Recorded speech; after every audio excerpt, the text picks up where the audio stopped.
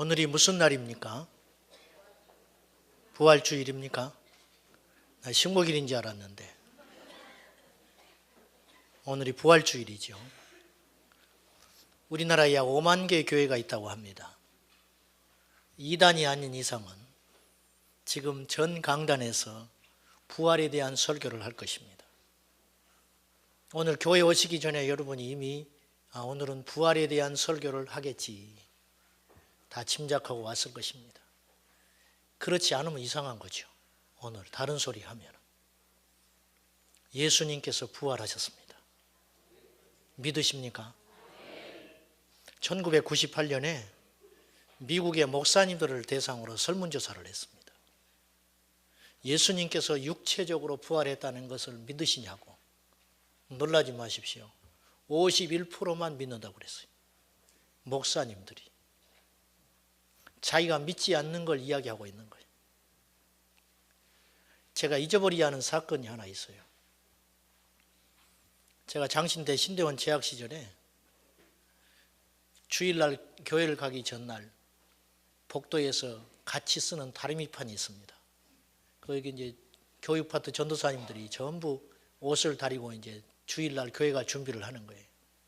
근데 그 다음 날이 부활주일이었어요. 내 앞에 있는 친구가 옷을 다리고 있었어요. 그래서 무슨 말 하다가 나를 이렇게 어두운 얼굴을 하면서 나를 뒤에 서 있는데 나를 쳐다보더니 나보고 난데없이 이렇게 물었어요. 너는 예수님이 부활한 걸 믿느냐는 거예요. 제가 순간 당황했어요. 그런 질문을 제가 한 번도 못 받아봤어요. 순간 제가 신앙 고백을 하면서 이야기했어요. 나는 예수의 부활을 믿는다. 근데 이 친구가 이렇게 말했어요. 너는 좋겠다. 그러면서 아주 심각해지더니 얼굴이 자기는 예수의 부활이 안 믿어진다는 거예요. 그래서 1년 중에 부활주일이 그렇게 괴롭다는 거예요. 교회 가서 아이들을 앉혀놓고 초롱초롱한 눈마을 가운데 자기가 예수님 부활했다고 설교를 해야 되는데 부활주일날 다른 설교할 수 없잖아요. 온갖 시청강 자료 그런 걸 가져다가 애들한테 설교를 해야 되는데 안 믿어지는 걸 이야기하려고 그러니 죽겠다는 거예요. 죄를 짓는 것 같다는 거예요. 그나마 그건 다행인 거예요. 양심은 있는 것이죠. 묻겠습니다. 여러분 예수님 부활하신 걸 믿으십니까? 그럼 그 믿음을 증명해 보십시오.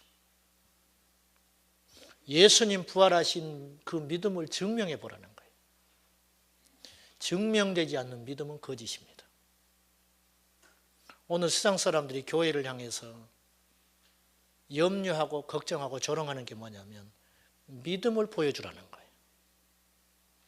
믿음을 보여줄 믿음이 없어요. 예수 믿는 사람들이. 자, 좀 정직해 봅시다. 우리가 정말 예수님께서 부활하신 걸 믿는다면 오늘 우리는 이 자리에 없어요. 왜 그런지 아세요? 우리는 여기에 예배 드리러 올 틈이 없어요. 불신자, 안 믿는 가족, 형제, 친척한테 쫓아가서 사정하고 있어야 돼요, 지금. 예수 안 믿으면 큰일 난다고. 근데 우리 그렇게 못하잖아요. 안 믿는 형제가 죽었어요. 애석하고 안타깝지. 막 심장이 떨리고 잠을 맨날 며칠을 못 잘 만큼 괴롭습니까? 그가 구원받지 못하고 지옥에 간 것 때문에 괴롭냐고 말이에요. 죽었다는 것이 슬프지. 지옥에 갔다는 거 별로 의식이 안 될걸요. 이게 우리의 거짓 믿음이라는 거예요. 저도 마찬가지. 오늘 고린도전서 15장 1절에 바울이 그 말을 하는 거예요. 1절과 2절을 한번 봅시다. 형제들아, 고린도 교회의 교인들을 향해서 이렇게 이야기하는 거예요. 형제들아, 내가 너에게 전한 복음을 너희에게 알게 하노니 이는 너희가 받은 것이요 또 그 가운데 선 것이라. 이게 무슨 뜻이냐면 바울이 고린도 교회를 개척하고 그곳에 복음을 전했어요. 바울이 전한 복음은 사실은 핵심은 두 가지로 요약할 수 있어요. 예수님께서 너희들을 위해서 십자가에 죽었고 다시 살아나셨다. 이게 복음이에요. 이 복음을 너희에게 전했는데 너희가 그것을 받은 것으로 끝난 것이 아니고 그 가운데 서 있다. 이렇게 이야기하는 거예요. 이게 복음의 능력이에요. 이게 진짜 믿는 거예요. 2절에 첨가를 해놨어요. 너희가 만일 내가 전한 그 말을, 예수께서 너희의 죄 때문에 죽었고 다시 살았다는 그 복음, 그 말을 굳게 지키고 헛되이 믿지 않았으면 그로 말미암아 구원을 받으리라. 아는 것이 믿음이 아니에요. 우리는요, 모르는 걸 믿을 수는 없어요. 반드시 알아야 믿을 수 있어요. 이게 인생사 법칙이에요. 누군가에 대해서 들어야 그분에 대해서 믿어지는 거예요. 근데 믿으면 대가가 따릅니다. 내가 이 사람을 믿는다. 이 사람이 나한테 요구하는 게 있어요. 믿기 때문에 내가 이 사람을 향해서 뭔가를 희생해야 되는 거예요. 이게 믿음이 주는, 우리에게 주시는 요구 조건이에요. 여러분, 우리가 예수님을 믿는다 할 때 그 믿는다는 원뜻은 무슨 뜻이냐면 예수님의 심장과 나의 심장을 맞바꾼다는 뜻이 있어요. 그래서 바울은 갈라디아서 2장 20절에 내가 그리스도와 함께 십자가에 못 박혀 죽은 난 이제는 내가 산 것이 아니다. 내 안에 그리스도께서 사신 것이다. 그랬어요. 그게 뭐냐? 내 심장은 없어지고 예수의 심장이 내 안에 와서 펄떡거리고 있다. 내가 숨쉬는 건 내가 숨쉬는 게 아니다. 내가 가고 싶어서 가는 게 아니다.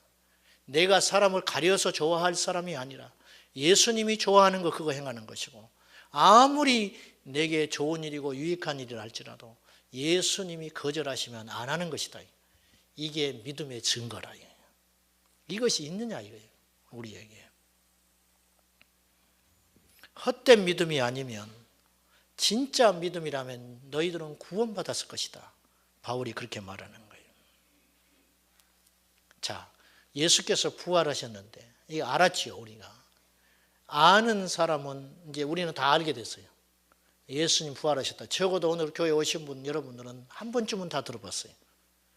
그런데 그걸 믿음으로 가는 건 다른 문제라는 거예요. 아는데 안 믿어지는 경우예요. 아는데 안 믿어진다.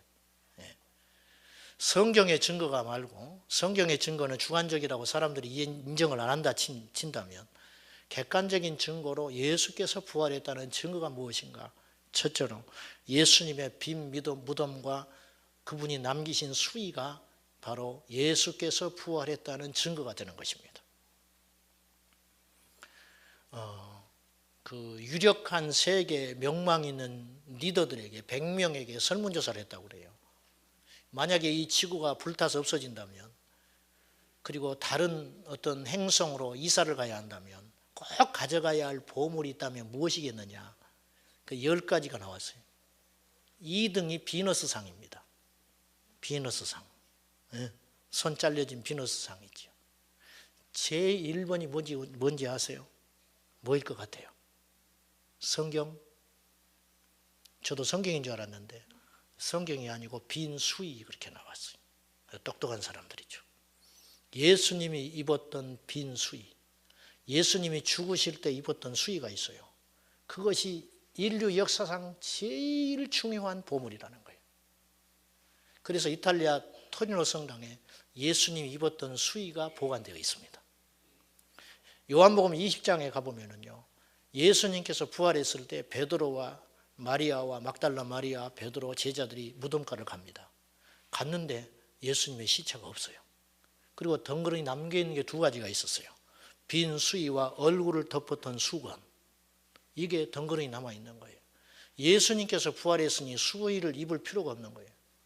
그 수의라고 짐작되는 것이 토리노 성당에 보관되어 있다는 거예요. 역사적 증거, 예수님의 무덤은 비어 있었다는 거예요. 여러분, 예수님의 무덤이 어디가 있습니까? 없습니다. 이것이 예수님 부활했다는 확실한 증거가 되는 것이에요. 2번째 증거가 있어요. 유대인들, 예수님을 적대시하고 기독교 신앙을 무너뜨리려고 했던 수많은 시도가 있었어요. 그들이 새롭게 신흥 종교로 탄생한 기독교를 유대교들이 박해하기 위해서, 자기들의 기득권을 지키기 위해서 엄청난 거짓을 만들어냈는데, 그들이요, 예수님이 부활하지 않았다는 증거를 내보이지를 못했어요. 무슨 뜻이냐면, 석가모니의 뼈가 발견됐습니다. 석가모니의 뼈로 추정되는 것이 발견돼 가지고 세계 불교 국가에 전시를 하면서 가두 행렬을 했다고 그래요. 옛날에 수많은 불교 신자들이 길거리에 나와서 감격하고 울었어요. 석가모니가 진짜 있었구나. 저 뼈가 석가모니의 뼈라니. 그리고 울고 감격하고 오열하고 막 그랬어요. 여러분, 그것을 보고 있던 선교사님이 이렇게 말했다는 거예요. 인도에서. 만약에 예수님의 뼈 조각이 한 조각이라도 발견됐다면 기독교 신앙은 산산조각 났을 것이다. 석가모니의 뼈가 발견되는 것이 그들에게는 감격이지만 우리는 뼈가 안 발견됐기 때문에 기독교가 존재하는 거예요. 이해되십니까? 예수님의 부활은 역사적 사실이라는 거예요. 만약에 예수님 부활하지 않으셨는데 제자들이 만들어낸 허구적 이야기라면 유대인들이 어떤 사람들입니까? 예수님의 뼈와 무덤을 분명히 제시하면서 기독교 신앙을 잠재워 버렸을 거예요. 없었어요. 누구도 증명해내지 못했어요. 세 번째, 초대교회의 탄생이에요. 여러분, 어떤 타고난 리더가 살아생전에 능력을 행하고 어떤 뛰어난 가르침을 행하면 그 사람을 추종하고 따라다닐 수 있어요. 근데 그분이 죽어버렸고 그가 말한 것이 거짓으로 탄로나면 누구도 따라가지 않아요. 그런데 예수님께서 이 땅에 계실 때 말한 메시지들이 있어요. 내가 십자가에서 죽게 될 것이고 내가 다시 살아날 거야. 3일 만에 살아나서 너희보다 먼저 갈릴리로 갈 것이다. 제자들이 그 말을 이해를 못했어요. 왜냐? 어떻게 그런 일이 일어났냐 이거예요. 예수께서 하나님의 아들이시다는데 능력을 행하고 기적을 행하고 병자를 고치는 걸 보면 분명히 신인데 이분이 죽는다는 게 이해가 안 가고 또 죽은 다음에 다시 살아난다는 건 더 받아들일 수 없는 사실인 거예요. 그래서 그런 말을 할 때 제자들이 이해를 못했다고 성경은 기록되어 있어요. 언제 깨달았느냐? 주님 부활하시고 성령 받고서야 제자들이 그 말씀이 이런 뜻이었구나 깨닫게 된 거라는 거예요. 여러분, 리더가 어떤 종교를 만든 리더가 죽어버렸어요. 그걸 뭐하러 따라다니겠습니까? 그런데 초대교회 성도들은 목숨을 걸고 예수를 믿었어요. 한 명을 죽이면 2명이 믿는 자가 나타나는 거예요. 이유가 있어요. 예수님이 부활하신 자를 그것을 목격한 사람이 있었다는 거예요. 오늘 말씀에 그 이야기가 나와요. 15장 6절을 보세요. 그 후에 500의 형제에게 일시에 보이셨다. 아마 500명이 모여서 집회를 중에 예수님이 그 자리에 나타난 거예요. 사도행전에 보면 예수님 부활하셔서 40일 동안 이 땅을 돌아다니셨어요. 그리고 제자들을 만나고 사람들에게 확신을 줬는데 500명의 사람들이 동시에 부활하신 예수님을 목격했다는 거예요. 한두 명이 목격했다면 헛것 볼 수 있어요. 근데 500명이 어떻게 동시에 잘못 볼 수 있겠어요? 그리고 바울이 이렇게 말하는 거예요. 그 중에 500명 중에 지금까지 고린도전서를 쓸 당시가 언제냐면 55년입니다.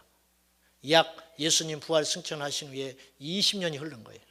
20년이 지나도록 그때 그 자리에서 예수님이 부활했다는 걸 본 사람들이 살아있다는 거예요. 살아있다는 거예요. 안 놀라네요. 예수님 본 자들이 사도 바울이 고린도전서를 쓸 당시에 살아있는 증인이 있다는 거예요. 얼마 전에도 내가 만났다 그런 뜻이에요. 더 기가 막힌 건 자기도 봤다. 바울이 봤대요. 다메섹 도상에서 부활하신 예수님 봤어요. 여러분, 바울이 보통 똑똑한 사람입니까? 바울이 보통 논리적인 사람입니까? 뼛속까지 유대교 신앙으로 꽉 찬 사람이에요. 기독교를 이단으로 생각했던 사람이에요. 어떤 사람이 그를 설득합니까? 바울이 변해서 그것도 성경 공부에서 바뀐 게 아니고 하루아침에 확 바뀌어버린 거예요. 예수를 박해하는 자들이 예수를 전하는 자로 바뀐 거예요. 어떤 무엇 때문에 그러느냐? 결정적인 증거가 있다. 내가 그분을 만났다. 거짓말이 아니더라 이거예요. 그분이 살아나셨고 만삭되지 못한 칠삭동이 같은 부족한 나에게도 주님이 찾아오셔서 만나주셨다. 그래서 나는 그분을 위해서 모든 걸 던졌다 이거예요. 이게 믿음입니다. 여러분, 믿음은 모든 자의 것이 아니라 성경에 믿음은 선물이라. 그분이 믿어진다면 예수님께서 부활하신 것이 사실이고 믿어진다면 우리의 삶은 획기적으로 달라질 수 있어요. 우리는 기쁨으로 가득 찰 수 있습니다. 우리는 복받은 사람인 거예요. 예수님이 부활했다는 것이 사실이고 그것이 나의 사건이 된다면 여러분 무엇이 두렵습니까? 가난한 게 무섭습니까? 잠깐만 참으면 되는데 병들어 죽는 것이 고통입니까? 천국 빨리 가는 길이에요. 천국 빨리 가는 거예요. 거꾸로 말하면 제일 불쌍한 건 뭐냐? 안 믿는 사람이 불쌍한 것이다. 늙어가는 것이 부끄럽습니까? 그것이 괴로운 일입니까? 주님 나라 가는 날이 점점 다가오고 있는 거예요. 할렐루야. 그래도 속은 섭섭할걸요. 그래요. 내가 제일 복받은 사람 목사가 됐으니까 부럽지요? 전부 신학하시오. 전부. 19절 말씀을 한번 보세요. 기독교 신앙은 억지가 아니에요. 논리예요. 논리. 논리이기 때문에 알게 되고 믿어지는 거예요. 19절 만일 그리스도 안에서 우리가 바라는 것이 다만 이 세상의 삶뿐이면 모든 사람 가운데 우리가 더욱 불쌍한 자이더라. 그렇죠. 우리가 사기꾼에 속은 거예요. 고등 사기꾼에 속아버린 거예요. 윌리스라는 미국 사나이가 있었어요. 이 사람은 어느 날 묘한 모험심이 생겼어요. 사람들이 예수를 믿는 것이 이해가 안 가는 거예요. 더 나가서 전부 속고 있는 것처럼 보이는 거예요. 그 에너지와 그 시간과 그 능력들을 인류를 위해서 바치면 더 이 세상이 좋아질 것인데 기독교에 속아가지고 맨날 가서 울고 맨날 예배드린다 하고 이런 시간 낭비하고 있으니까 이게 큰 문제다. 그래가지고 이 사람이 뭘 했냐면 기독교 신앙이 거짓이라는 것을 증명하기 위해서 세계적으로 자기 전 재산을 털어가지고 자료를 수집하기 시작했어요. 수십 년 동안. 그리고 마지막 모든 자료를 수집했어요. 불신자들에게서. 그러니까 없어요. 예수는 거짓이고 기독교 신앙은 거짓인 거예요. 마지막 하나가 남았어요. 성경을 읽어봐야겠다. 그들이 말하는 경전이잖아요. 저걸 알아야 내가 알지. 그래서 성경을 읽기 시작했어요. 성경을 읽다가 시편 14편 1절에 보면 이런 말이 있어요. 어리석은 자는 그 마음에 이르기를 하나님이 없다 하는도다. 자기 이야기예요. 거기서 팍 깨져버렸어요. 무릎을 탁 꿇어버렸어요. 세상에 내가 똑똑한 줄 알았는데 세상에 어리석고 바보 쓰는 인생이 자기 자신인 거예요. 어리석은 자는 그 마음에 이르기를 하나님이 없다 하는도다. 죽겠는 거예요. 자기 이야기. 뒹굴면서 예수님 만났어요. 그리고 속지 않은 마음으로 기도하면서 소설을 썼는데 그게 뭐냐? 벤허라는 소설이에요. 그래서 여러분 2000년 동안 사탄은 기독교 신앙을 무너뜨리려고 수없는 노력을 했어요. 그러나 양파를 까면 깔수록 비밀을 벗기면 벗길수록 과학이 발전하면 발전할수록 이 세상은 신비로 꽉 차 있었고 이 세상은 조물주 하나님이 아니면 해석할 수 없는 수많은 난제들이 있다는 걸 알게 된 거예요. 우리 하나님은 살아계셔요. 그리고 그분의 아들 예수 그리스도는 우리를 위해서 죽으셨다 부활하셨습니다. 이것이 믿어져야 된다는 거죠. 이것이 믿어진다면 가난한 것이 우리의 발목을 잡지 못해요. 못 배운 것이 우리 발목을 잡지 못합니다. 내 뜻대로 인생이 풀리지 않는 것 때문에 우리가 힘들어하지 않을 거예요. 왜? 우리의 소망은 천국에 있으니까. 할렐루야. 이 땅에 크리스찬들이 너무 확신이 없어요. 어떤 목사님 공원에 가서 전도를 했어요. 근데 옆에 약장수가 가짜 약장수. 누가 봐도 저건 가짜예요. 근데 가짜 양수가 약을 턱턱 파는 거예요. 그 비싼 거를. 자기는 한 명도 전도를 못 하는데. 그 사람들 다 가고 난 다음에 물어봤다는 거예요. 이 목사님이. 선생님 어떻게 해서 그렇게 약을 잘 팝니까? 근데 약장수가 이렇게 가르치셨어요. 목사님 하는 거 보니까 틀렸어. 나는 가짜를 진짜처럼 이야기합니다. 근데 목사님 왜 진짜를 가짜처럼 이야기해요? 그렇게 이야기하더라는 거예요. 확신이 없어요. 확신이. 예배드리고 나가는 사람들 보고 사람들이 깜짝 놀라야 되거든요. 도대체 저 사람들 어디 갔다 오는 거야? 뭐가 그렇게 당당하지? 뭐가 그렇게 힘이 있어? 저 정도면 손 들어야 되는 거예요. 저 정도면 무너져 버려야 되는 거예요. 안 무너지는 거예요. 안 무너지는 거예요. 그 힘이 어디냐? 바로 주님을 향한 확신이라는 거예요. 여러분, 하나님은 반드시 살아계십니다. 설교가 뭡니까? 설교는 설득하는 거거든요. 여러분을 설득하는 거예요. 그럼 여러분을 설득하는 것은 힘이 있어야 되는 거예요. 무슨 힘? 사실, 진리처럼 강한 설득력은 없는 거예요. 제 이야기를 해서 죄송하지만 저는 강단에 오를 때마다 검투사가 싸움하러 올라가는 심정으로 올라갑니다. 전쟁하는 군인이 총을 메고 전쟁터에 나가는 심정으로 갑니다. 나의 말 한마디로 사람들이 실족할 수도 있고 저의 말 한마디로 구원을 받을 수도 있는 거예요. 얼마나 치열한 전쟁터예요. 100m 달리기 하는 그 출발선상에 서 있는 선수처럼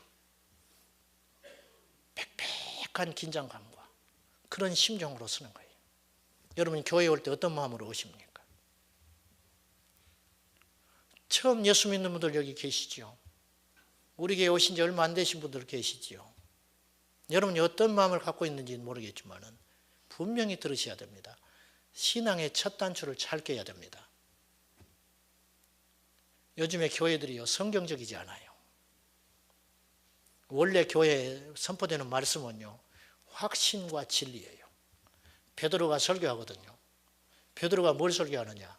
너희가 십자가에 못 박아 죽인 유대인들을 향해 설교할 때 사도행전 2장에 너희들이 십자가 못 박아 죽여버린 고발해서 죽인 그 예수가 너희의 죄 때문에 죽었고 그분이 다시 살아났다.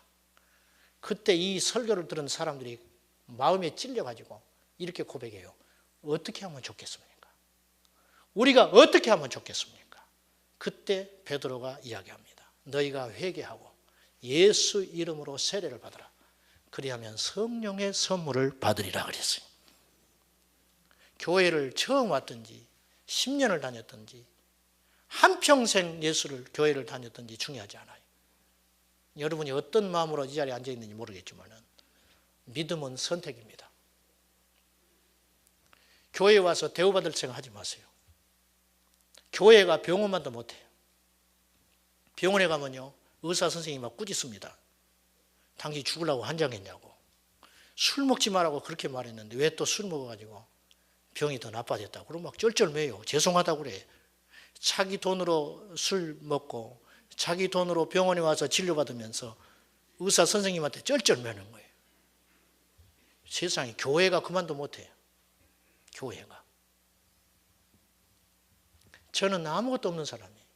아시다시피 많이 배우지도 못했고 가진 것도 없는 사람이에요. 촌뜨기 출신이에요.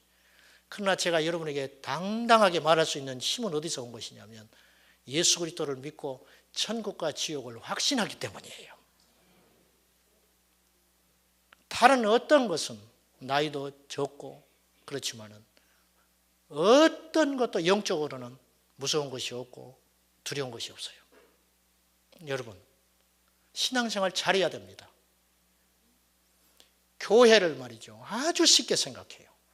신앙생활을 아주 쉽게 생각합니다. 그렇게 10년, 20년 믿어도 믿음의 진보가 안 일어나는 거예요.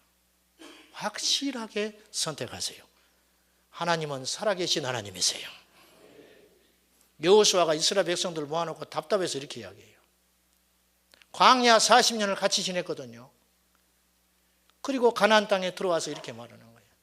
너희가 요단강 건너기 전 광야에서 섬기던 신, 그리고 가나안 땅에 들어와서 너희들이 새롭게 알게 된 신들, 그들이 하나님이라고 믿어라. 책임 안 진다고 말이에요. 그런데 나는 나와 내 집은 오직 하나님만 섬길 것이다. 선택해라. 선택해라. 교회 오니까 대우도 안 해주네. 교회가 무슨 대우받는 것입니까? 예수 믿고 천국 가는 것이 교회예요. 그 자세를 바꾸셔야 됩니다.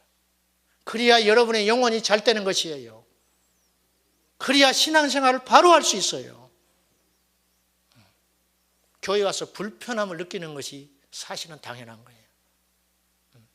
왜? 나를 말씀으로 치유하니까. 그동안 잘못 산 거예요. 그동안 하나님 떠나서 내 마음대로 살았어요. 하나님 대적하기도 했어요.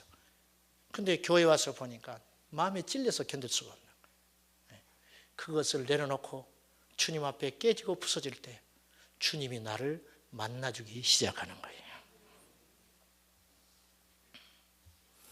데살로니가 후서 1장 5절은 이런 말씀이 기록되어 있습니다.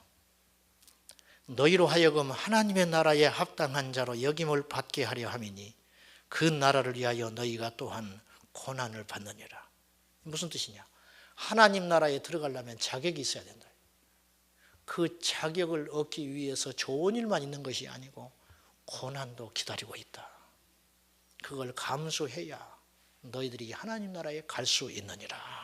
그렇게 김연아 선수가 그렇게 세계적인 인물이 된 것이 하루아침에 된 게 아니에요. 수십만 수백만 번 점프를 하고 뛰어나서 그의 연골은 다 부서졌을 거예요. 아마도 나이 먹으면 그 사람 내가 볼 때는 건강하지 못할 거예요. 그 고난, 그 어릴 때 친구들도 만나고 싶고 떡볶이도 사 먹고 싶고 수다도 떨고 싶은 그 나이에 쓸쓸하게, 친구도 없을 거예요. 그는 그 또래 집단이 아무도 없을 거예요. 차가운 얼음판에서 누가 알아주든 알아주지 않든 하루 종일 점프를 하면서 넘어지고 자빠지고 온몸이 멍들어서 그는 그렇게 세계적인 인물이 된 거예요. 믿음도 마찬가지라는 거예요. 대가 없이 치러지는 건 아무것도 없어요. 사랑하는 여러분, 믿음 생활 잘하시기를 축원합니다. 바른 신앙을 가져야 됩니다. 그렇지 않으면 고생만 헛고생만 하다가 마지막에 멸망받고 마는 것이에요. 이번 부활주일에 제가 부활주일에 대한 설교를 수십 번 했어요. 제가. 근데 이번 부활주일에 하나님 앞에 묵상하고 기도하면서 이번 부활절은 좀 특별한 메시지가 필요하겠다. 그건 뭐냐? 주님의 재림과 연결하는 거예요. 고린도전서를 15장을 부활장이라고 흔히들 이야기해요. 근데 사실은 엄밀히 따지면 부활과 재림장이에요. 자, 아까 우리가 50절 이하 읽었죠.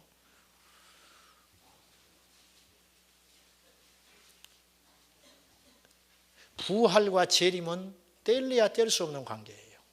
50절 이하에 이제 부활에 대한 이야기를 하는 거예요. 자, 형제들아 내가 이것을 말하노니 혈과 육은 하나님 나라를 이어받을 수 없고 또한 썩는 것은 썩지 아니하는 것을 유혹으로 받지 못한다. 우리 옛날 우리 조상들이 정말 지혜로워서 이 썩을 놈아, 썩을 거예요. 이게 썩을 거. 맞습니다. 그들은 성경을 몰랐는데 어떻게 성경적인 이야기를 하고 있는지 몰라. 사람이 죽으면 돌아가셨다고 그러지. 그것도 성경적인 말이에요. 사람이 죽으면 돌아갑니다. 하나님께로 돌아가는 거예요. 이거 썩을 거예요. 썩을 거. 이 썩을 몸, 이 썩을 육체가 이걸 가지고는 하나님 나라 못 간다. 이것은 흙으로 돌아갑니다. 썩지 않은 걸 입어야 하나님 나라 가는데 그게 뭐냐? 부활이다. 그 언제 그런 일이 일어나느냐? 예수님 재림하실 때. 51절 보라 내가 너희에게 비밀을 말하노니 재림은 비밀이에요. 비밀. 세상 사람들은 몰라요 지금. 그래서 마음대로 사는 거예요. 비밀이라는 것은 소수의 사람에게만 알려지는 것을 비밀이라 하는 거예요. 주님께서 우리에게 비밀을 가르쳐 준 거예요. 무슨 비밀? 우리가 다 잠잘 것이 아니고 우리가 다 죽는 건 아니다. 우리가 다 죽을 것이 아니고 마지막 나팔에 순식간에 호련이 다 변화된다. 순간 변화된다. 이 썩을 몸 가지고는 공중에서 주님 재림하실 때 올라갈 수 없으니까 이것이 썩지 아니하는 영원한 새로운 육신을 입고 하나님 나라에 가게 된다. 예수님이 부활하셨죠. 그 부활하신 육체는 새로운 육체예요. 그래서 지자들이 못 알아봤어요. 이거예요. 이거 바로. 예수님 부활하신 그 육체가 새로운 육체이듯이 우리도 주님 공중에 다시 오실 때 우리 육신이 새로운 육신을 입어가지고 공중으로 올라간다는 거예요. 할렐루야. 나는 너무 몸무게가 나가서 고민이 된다. 못 올라갈지 몰라. 그런 고민 할 필요가 없어요. 하나님이 새로운 육체를 입혀주신다. 네. 부활에는 순서가 있다. 순서. 부활의 순서. 52절 나팔 소리가 나매 죽은 자들이 썩지 아니할 것으로 다시 살아나고 우리도 변화되리라. 무슨 말이냐? 우리보다 먼저 예수님 믿고 죽은 자들이 있잖아요. 그들이 새로운 육체를 입고 예수님과 함께 공중에서 오신다. 그냥 우리 생전에 예수님 오셨다고 가정해 봅시다. 자, 예수님이 다시 오실까요? 꿈 같은 이야기처럼 들리죠. 아, 예수님이 다시 오실까? 예수님 2000년 전에 이 땅에 오셨다는 건 내가 역사에도 배우고 4대 성자 중에 한 사람이니까 믿어지긴 하는데 다시 온다는 것이 있을 수 있겠어? 그렇게 생각하는 사람이 2명 앉아 있어, 이 자리에. 안 믿어지는 거야, 안 믿어지는 거야. 여러분, 주님은 반드시 다시 오십니다. 성경의 모든 예언은 성취됐어요. 이스라엘이 2000년 만에 나라를 잡거든요. 1948년에. 그것도 성경에 예언해놨어요. 사람들이 그 약속이 성취되기 전까지는 성경을 그대로 받아들이지 않았어요. 그런데 진짜 1948년에 이스라엘이 독립을 하고 나니까 사람들이 깜짝 놀라버린 거예요. 성경이 옛날 책이 아니라 진짜 일어나고 있구나. 사실은 부활에 대한 확신보다 우리에게 더 중요한 건 재림에 대한 확신이에요. 왜? 부활은 옛날 사건이에요. 사실은 성경에서 아직 유일하게 아직 이루어지지 않는 약속이 있다면 주님의 재림이에요. 옛것은 지나갔어요.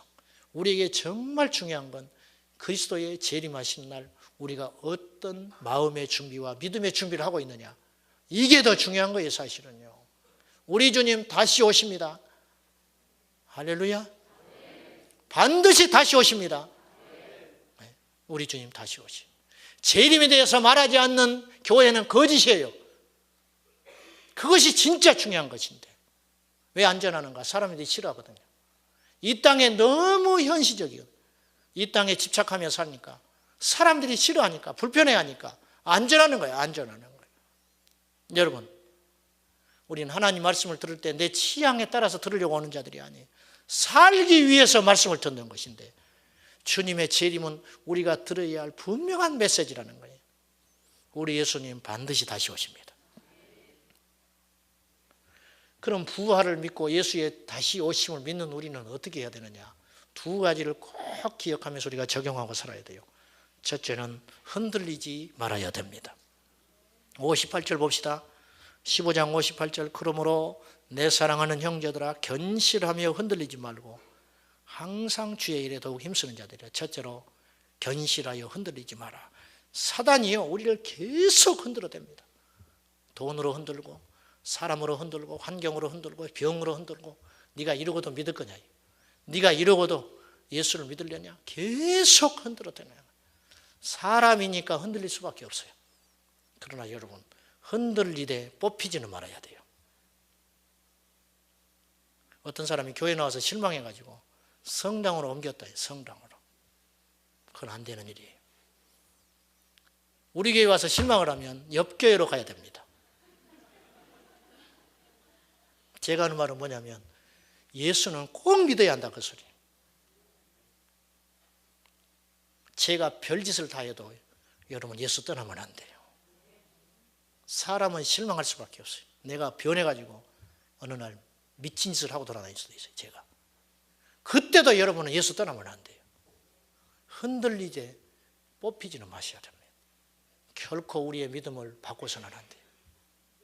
왜 신앙을 바꾸느냐? 안 믿기 때문에 바꾸는 거예요. 안 믿으니까. 안 믿으니까 바꾸죠. 안 믿으니까. 여러분 어떤 환난과 유혹과 시련이 와도 그리고 어떤 유력한 사람들이 나타나서 예수는 허구라고 말을 해도 흔들려서는 안 됩니다. 여러분만 손해요. 여러분만 손해요. 세상에 한눈 팔지 마십시오. 요동치지 마십시오. 낙심하지 마십시오. 우리가 힘들 수 있어요. 우리 인생 살면서.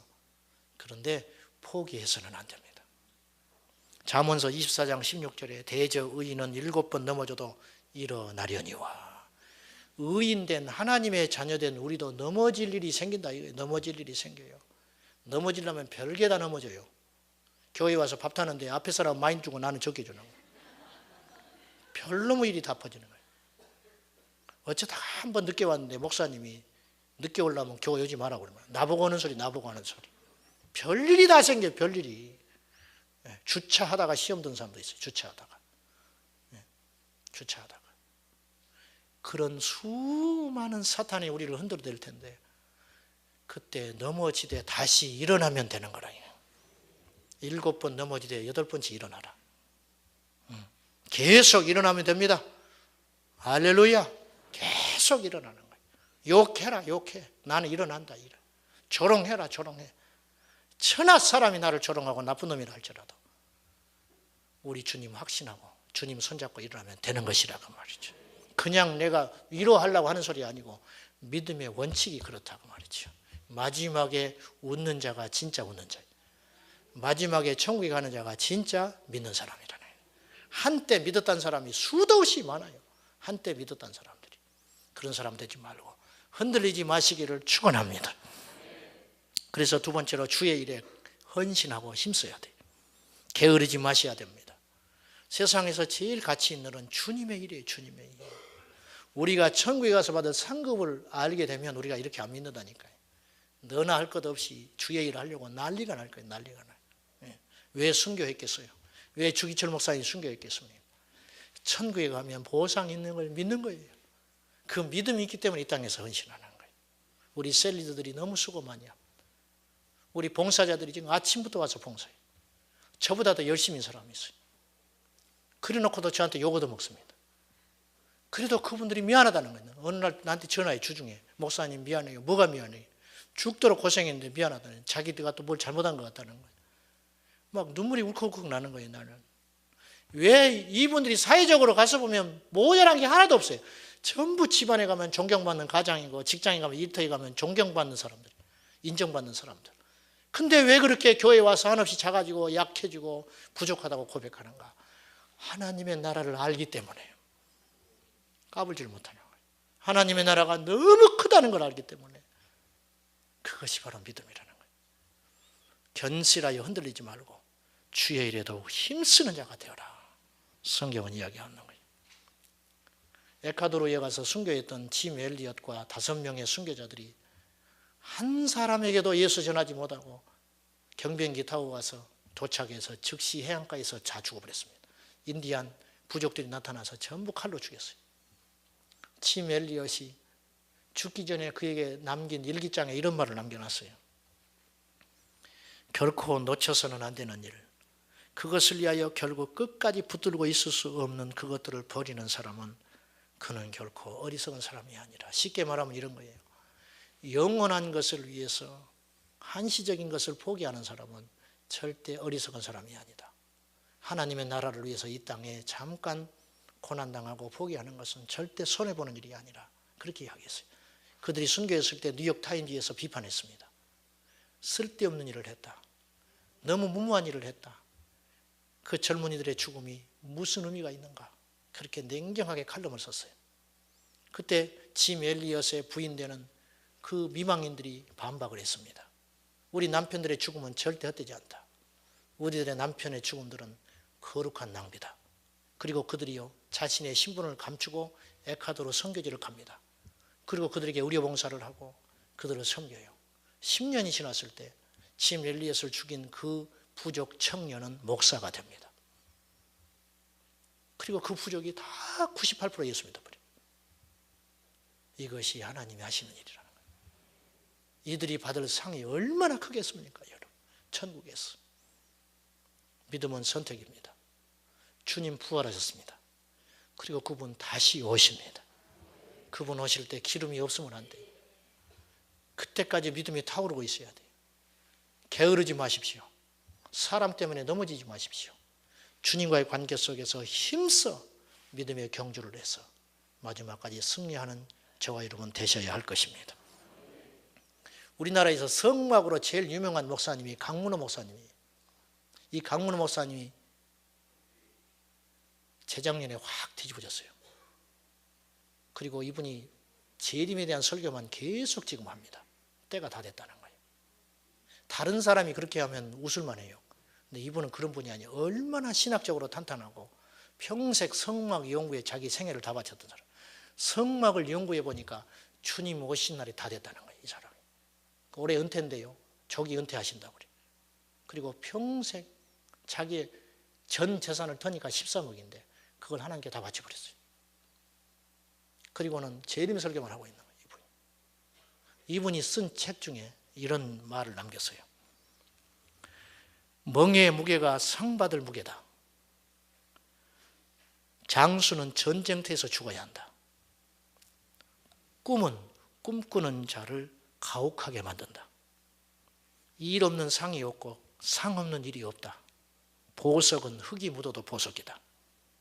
서리가 알곡을 만든다. 새는 쓰레기 위에서도 노래한다. 무지개를 보려면 비를 맞아야 한다. 거친 파도는 사공을 윤후하게 만든다. 이 말이 무슨 메시지인지 아시겠지요? 노 크로스 노 크라운. 십자가 없이 부활 없다.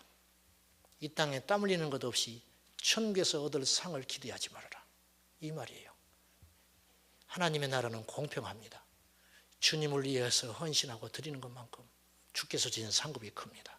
때와 시기는 비밀에 갇혀 있으니 주님이 언제 오신다 할지라도 우리는 깨어서 부끄럽지 않게 저 공중에서 예수님 맞이하도록 날마다 기도하고 날마다 겸손하게 주의 일에 힘쓰는 저와 여러분 되시기를 축원합니다. 기도하십시다.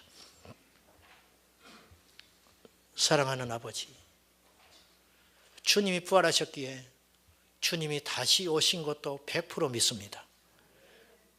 아직 유일하게 성취되지 않는 약속, 주님이 다시 오시마 약속하신 그 약속, 우리 온 성도들이 믿음으로 고백합니다. 마르나타, 주 예수여 어서 오시옵소서. 오셔서 이 부조리한 세상과 악한 세상을 심판하여 주시고 우리 성도들에게 영원한 생명의 길을 열어달라고 밤낮으로 기도하는 저희 공동체가 되게 하여 주시옵소서. 우리 성도들의 가정이 부활되게 하시고 일터가 부활되게 하시고 믿음이 새로워지게 하여 주시옵소서. 예수님의 이름으로 기도하옵나이다. 아멘.